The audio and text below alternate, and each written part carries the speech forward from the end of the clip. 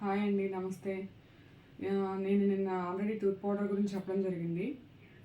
మనకి మన నేచర్‌లో ఉన్నటువంటి వనమూలికలతో తయారు చేసినటువంటి టూత్ పౌడర్‌ని వాడమని నేను అందరికీ చెప్పాను. అయితే చేసేవాళ్ళు చెప్పరు, చెప్పేవాళ్ళు చేయరు అని మీరు అనుకోకుండా ఉండడానికి నేను వాటి తయారీ విధానం కూడా నేను మీకు అందించడం జరుగుతుంది. వాటిని ఎలా తయారు చేయాలో ఏంటో అనేది నేను మీకు అన్నిటికి కూడా అంతా చూపిస్తాను. అలాగే ఎవరైతే తయారు చేయడానికి వీలు కుదరట్లేదో వాళ్ళు ఎవరైతే ఉన్నారో వాళ్ళు ఎక్కడైతే తయారీ జరుగుతుందో అక్కడి నుంచి తీసుకుంటా ప్రయత్నించండి. లేదు మీకు ఒకవేళ కుదిరినప్పుడు చేసుకుంటాకు వీలుగా నేను ఇది అప్లోడ్ చేస్తున్నాను, వీడియో పెడుతున్నాను. దయచేసి అందరూ కూడా పాటించాలని కోరుకుంటున్నాను. అందుకే అసలు నేను ఇంత కష్టపడి వీడియో తీయడం జరుగుతుంది. ఇందులో భాగంగా ఈ టూత్ పౌడర్ తయారీలో భాగంగా ఫస్ట్ వన్ మనం వాడేది కొవ్వు భస్మం. దేశీ ఆవు పేడ ఏదైతే ఉందో దానిని మనం కాల్చి భస్మం చేసి ఆ భస్మాన్ని వస్త్రగాలనం చేసి అప్పుడు చేయగా ఇదిగో ఇలా మెత్తగా మనకి పొడి వల్లే వస్తుంది. వస్త్రగాలనం అనేది కంపల్సరీ చేసుకోవాలి. ఎందుకు అంటే అప్పుడు ఎటువంటి కొంచెం పెద్ద ఏదైనా ఉన్నా కూడా అదంతా కూడా మనం ఏమవుతుందంటే ఇలా వస్త్రగాలనం చేయడం వల్ల మెత్తగా వస్తుంది. ఇది మన దేశీ ఆవు పేడ యొక్క భస్మం. ఆవు పేడని పిడక చేసి దాన్ని ఎండబెట్టి కాల్చి బూడిద చేస్తే ఈ భస్మం అనేది వస్తుంది. ఆ బూడిద మనం వస్త్రగాలనం చేసుకోవాలి. వస్త్రగాలనం చేయడం మాత్రం మర్చిపోవద్దు. నెక్స్ట్ ఇది సైంధవ లవణం. ఇది మీకు అందరికీ తెలుసు, రాక్ సాల్ట్ అంటారు. హిమాలయ పర్వతాల్లో ఇప్పుడు దొరుకుతుంది. మనం నవ్వేడేస్ ఇప్పుడు సముద్రపు ఉప్పు ఎవరో వాడట్లేదు. అలాగే నెక్స్ట్ ఐడిన్ సాల్ట్ కూడా వాడకూడదు. దయచేసి అందరూ ఇది కూడా పాటించాలి. సైంధవ లవణం వాడండి. దీనిని రాక్ సాల్ట్ అని కూడా అంటారు. అలాగే ఇది కూడా కొన్ని ప్లేసెస్లోనే అంటే ఆయుర్వేద షాపుల్లో తీసుకోండి మోస్ట్లీ. దీనిలో చాలా మెడిసినల్ ప్రాపర్టీస్ ఉన్నాయి. అలాగే ఇది గేరు పొడి. దీన్ని గేరు పొడి అంటారు కానీ చాలామంది దీని పేరేంటో తెలియదు. దీన్ని జాజి పొడి అంటారు. మనకి దినుసుల్లో వాడేది అనమాట జాజి పొడి ఇది. నెక్స్ట్ ఇది ఏంటిది అంటే వేపాకు పొడి. ఈ వేపాకు పొడి అందరికీ తెలుసు. ఇది మనం ఇంటికాడ కూడా మనం వేపాకుని ఎండబెట్టి చేసుకోవచ్చు. దీనివల్ల కూడా చాలా మెడిసినల్ ప్రాపర్టీస్ ఉంటాయి. నెక్స్ట్ ఇది లవంగం పొడి. లవంగం తెలియని వాళ్ళు ఎవరో ఉండరు. సో నేను ఇది వీడియో బాగా లెంత్ అవుద్ది అన్న ఒక కారణాన నేను ముందే వీటిని పొడి చేసుకుని పెట్టుకున్నాను. లేదు మీకు వీలు కలగకపోతే కనుక మీరు చేసుకోలేను అంటే ఆయుర్వేద షాపుల్లో మ్యాక్సిమం మనకి అన్నీ కూడా ఇవి పొడుల రూపంలో కూడా దొరుకుతాయి. నెక్స్ట్ ఇది ఏదైతే ఉందో ఇదేంటిది అంటే కనుక వాము పువ్వు, పుదీనా పువ్వు, పచ్చకర్పూరం. ఈ మూడింటిని కూడా నేను ఇందులో పోసి ఆల్రెడీ లిక్విడ్ చేసి పెట్టుకున్నాను.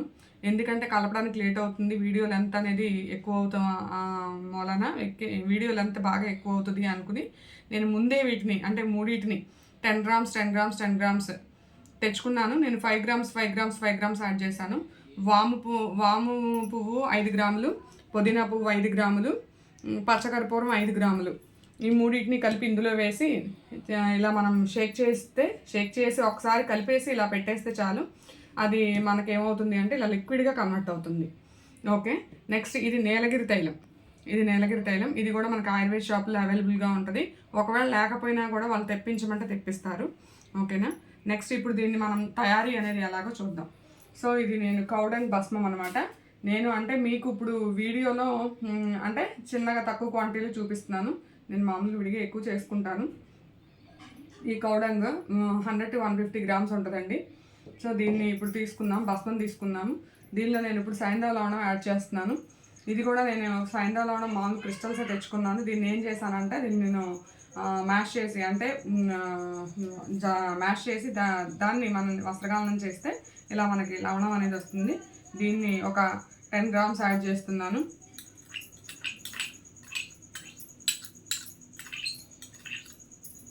అలాగే గేరు పొడి కూడా ఒక 10 grams యాడ్ చేస్తున్నానండి. గేరు పొడి కూడా 10 grams యాడ్ చేస్తున్నాను.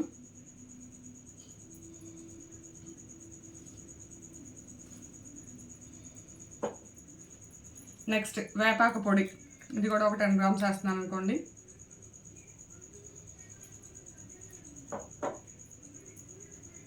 నెక్స్ట్ లవంగం పొడి,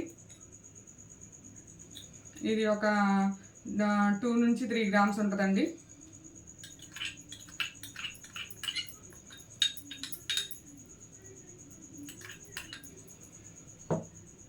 తర్వాత వీటన్నిటిని ఒకసారి కలుపుకుందాం.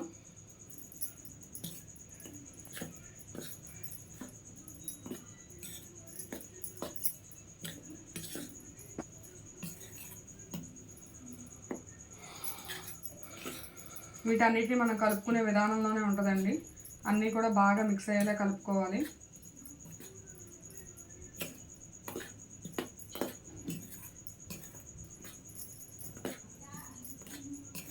అలాగే ఇంకొకటి ఏంటి అంటే కనుక ఈ కౌడంగ్ భస్మంలో మనకి బేసిక్ ప్రాపర్టీస్ ఎక్కువ ఉంటాయండి. సో దీని యొక్క మూత్రాన్ని తీసుకున్నా అంటే ఆర్క్ అని అమ్ముతారు మనకి బయట. ఆ ఆర్క్ కానీ లేదు అంటే ఈ కౌడంగ్ యాష్ని కానీ మనం ఇలా తీసుకోవడం వల్ల మనకి ఏంటి అంటే కనుక మనం ఎర్లీ మార్నింగే దీంతో మనం బ్రష్ చేసుకోవడం వల్ల ఏంటి అంటే మనకి లోపలికి కడుపులోకి అంటే దీని యొక్క బేసిక్ ప్రాపర్టీస్ అనేవి వెళ్ళి లోపలికి మనకి ఆల్రెడీ చాలామందికి గ్యాస్ ఉంటుంది. గ్యాస్కి కారణం కడుపులో ఉన్న యాసిడ్స్ అనమాట. అంటే మనం తినే ఫుడ్లో ఉన్న పెస్టిసైడ్స్ వలన లేదు అంటే ఇప్పుడు ఉన్న తిండ్ల వలన మనం తీసుకునే ప్రతి ఫుడ్ వలన మనకి ఏంటి అంటే కనుక అవన్నీ కూడా పెస్టిసైడ్ ఫుడ్డే మనం తింటున్నాం. నవ్వేడేస్ అన్నీ కూడా మనకి పెస్టిసైడే దొరుకుతున్నాయి. ఎక్కడా కూడా మనకి పెస్టిసైడ్ లేకుండా ఏది దొరకట్లేదు. అది మీరు గమనించుకుని ఎక్కడైతే పెస్టిసైడ్ ఫ్రీగా మనకి కూరగాయలు కానీ సరుకులు కానీ దొరుకుతున్నాయో అక్కడ తీసుకోవాలి. మీరు వెతకడంలో ఉంటుంది అది. సో పొద్దున్నే ఇవాళ అందరికీ కూడా యాసిడ్ అనేది కడుపులో ఉంటుంది. ఆ యాసిడ్ అనేది ఏదైతే ఉందో ఆ యాసిడ్ అనేది ఈ కౌడంగ్లో ఉన్న బేస్ ప్రాపర్టీస్ అనేవి న్యూట్రల్ చేస్తుంది. ఇందులో ఉన్న బేసిక్ గుణాలు ఏవైతే ఉన్నాయో క్షార గుణాలు ఏవైతే ఉన్నాయో కడుపులో ఉన్న ఆమ్ల గుణాన్ని తీసుకుని మనకి న్యూట్రల్ చేస్తుంది. అలాగే నెక్స్ట్ ఇందులో యాడ్ చేసిన గేరు పొడి ఏదైతే ఉందో దాన్ని జాజికాయ పొడి అంటారు. దానికి కూడా మెడిసినల్ ప్రాపర్టీస్ ఉన్నాయి. పళ్ళను చాలా ఆరోగ్యవంతంగా ఉండేలా చేస్తుంది. నెక్స్ట్ ఇందులో వాడిన వేపాకు పొడి అందరికీ తెలుసు. వేపాకు చిగురు కాడి నుంచి దాని యొక్క పుల్ల వరకు కూడా ఆకు కానీ పుల్ల కానీ నెక్స్ట్ దాని యొక్క కాయలు కానీ అన్నిటిలో కూడా ఎంతో ముఖ్యమైన ఔషధ గుణాలు ఉన్నాయి. అవి నేను మీకేం చెప్పవసరం లేదు, తెలుసు. దాని యొక్క చిగురు కాడి నుంచి కాయలు ఆకులు నెక్స్ట్ దాని యొక్క బెరడు కానీ దాని యొక్క కొమ్మలు కానీ దాని యొక్క పుల్లలు కానీ మొత్తం అన్నిటినీ కూడా నెంబర్ 1 మెడిసినల్ ప్రాపర్టీస్ ఉన్నాయి. దాన్ని మనం ఉట్టిగా మనం ఈ టూత్ పౌడర్ ఇవన్నీ ఏం కాదు, ఉట్టి వేప పుల్లని వాడటం వల్ల కూడా